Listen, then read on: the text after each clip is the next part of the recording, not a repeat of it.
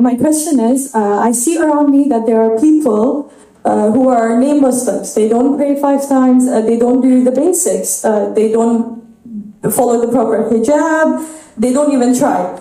But they are successful. Their du'as are getting accepted, they are very successful, they're very happy. However, people who try their best, they are struggling in many ways possible, whether it be hijab or prayer, their du'as are not getting accepted. Even the smallest ones, although we pray tahajjud, we go for umrah, hajj, but the people who don't even do the basics, they don't pray 5 times, as I mentioned, they are very happy and successful. So could you please elucidate?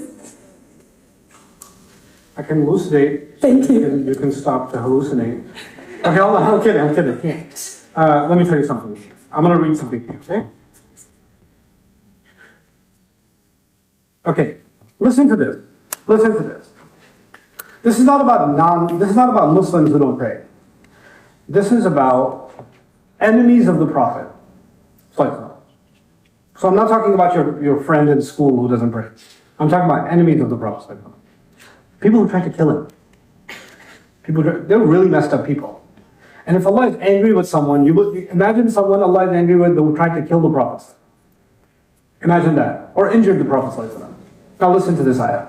وَلَا يَحْسَبَنَّ الَّذِينَ كَفَرُوا, and those who have disbelieved should dare not assume أَنَّمَا نُمْلِي لَهُمْ خَيْرٌ لِأَنفُسِهِمْ, that we give extensions to them and it's good for them. Allah is saying, I give them more wealth, I give them more children, I give them more success, I give them more victory, I give them more happy occasions, and they should never assume that that's something good for them. خَيْرٌ لِأَنفُسِهِمْ. إِنَّمَا نُمْلِي لَهُمْ لِيَزْدَادُوا إِثْمًا. We're only giving them more and more so they sin more and more. Allah wants them to dig their hole deeper. وَلَهُمْ عَذَابٌ مُهِينٌ, and they shall have humiliating punishment. Okay, now let me give you another one before I talk about this.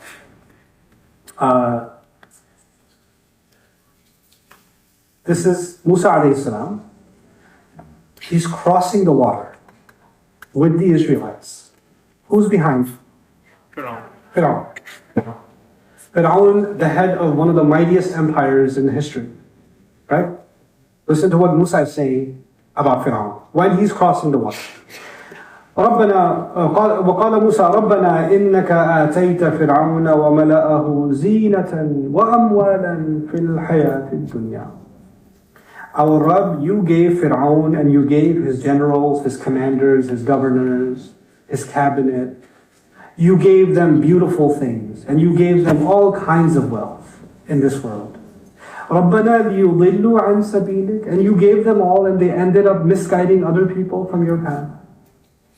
Like you gave these messed up people so much, and what did they do with all of it? They created more evil. And who's saying this? Musa alayhi salam. Is this observation accurate? Yeah. He did. He did give, Allah does sometimes give messed up people lots of stuff. Doesn't he? And he gives them more and more. And they look happy. And then you have people that are, they're openly, let's come to the Muslims now. I wanted to give you these examples because these are terrible people. The examples you gave of some girl who doesn't wear hijab or doesn't pray or whatever, she may be disobeying Allah. Maybe she's not, to you she's Fir'aun, I don't know, but I'm sure she's not Fir'aun. I don't think she's killed thousands of babies. Right? So even people that are much more messed up than her, like who? Like Fir'aun, like the attempted killers of the Prophet ﷺ, Allah gave them what? A lot. Why is Allah giving us this in the Quran? Because what you have in this life, what you get, the happinesses, the joys you get, they will never be a measure of where you are with Allah, and they are never a measure of success.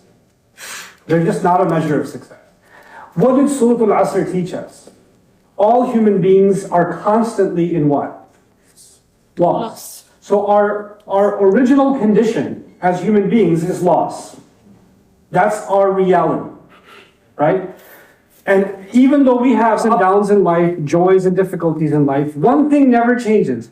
Loss is always there. Loss will never go away.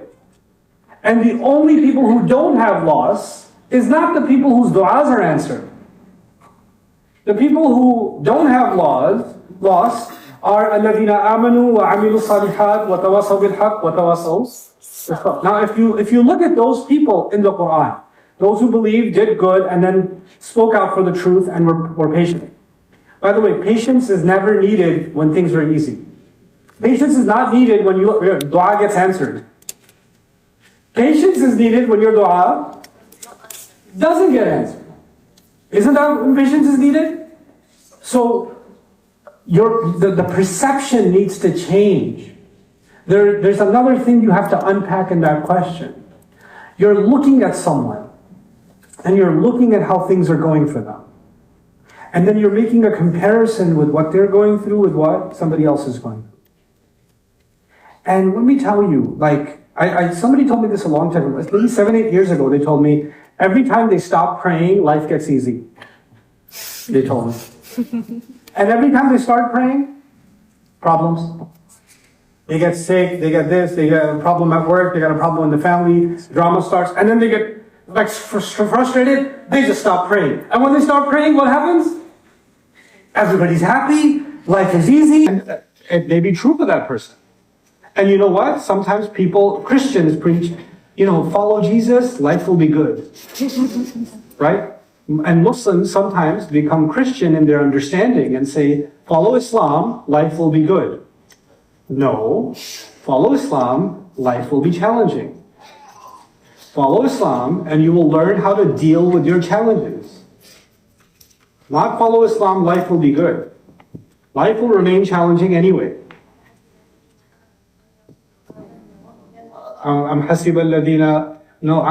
حسب الناس أن يتركوا أن يقولوا آمنا وهم لا يفتنون. Did people think they're going to say that they believe? And they're going to be left alone. They're not going to be tested.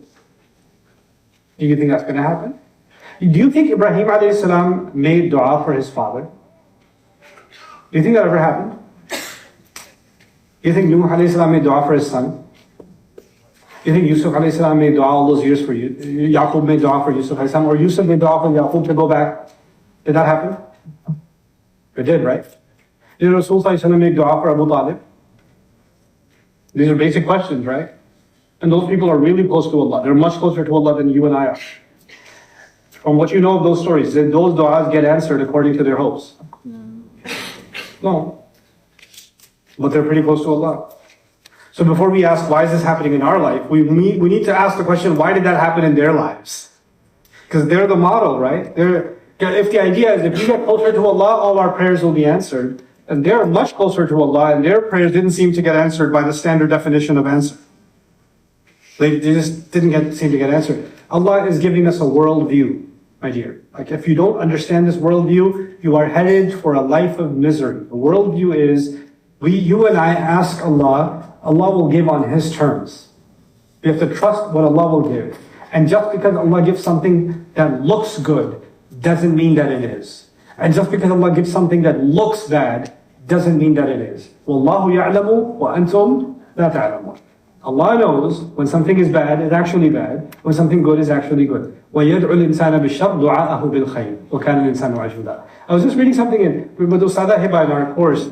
We read something in Jahili time, pre-Islam. Some people understood this even before Islam, man. This one guy gave advice. He said, when you have two choices, فَاخْتَارُوا بِخَيْرِهِمَا صَدْرًا. Choose the one that's better in the long run. لِأَنَّ كُلَّ مَوْرِدْ مَغْرُوفٌ. Because every new thing, every new water, everybody wants to drink from it. Right? So you see something, everybody wants it, everybody's getting it, you're not getting it, because it's a trend. Allah says, don't follow. This guy, even before Islam was giving advice to his tribe, he got old. He said, by the way, don't follow trends. Because not every trend is good for you in the long run. Right? So that's something I really want you to internalize and become content with. But so long as you're looking at other people and what they're getting and what they're not getting, you can't ever be content in life. You need to disconnect yourself from what Somebody got something or didn't get something, good for them. None of my business. إلا ما متعنا به أزواجا منهم, yeah?